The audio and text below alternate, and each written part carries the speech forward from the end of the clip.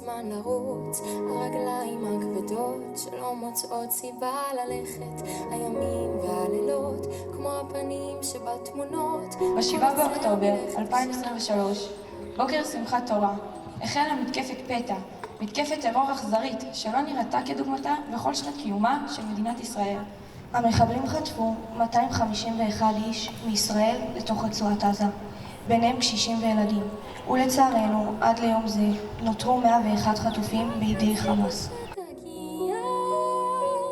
הלוואי תבוא בלי להודיע עוד היום, אני מגדל. אין לי ספק שגם בחלוף התקופה הארוכה הזו נעבור ממשבר לצמיחה. נצא מחוזקים יותר, ראויים למחיר הכבד ששילמנו. נחזור להיות ערבים זה לזה. זכרו כי אין לנו ארץ אחרת, ומעתה נבחר לשים את הזרקור על נקודות האור.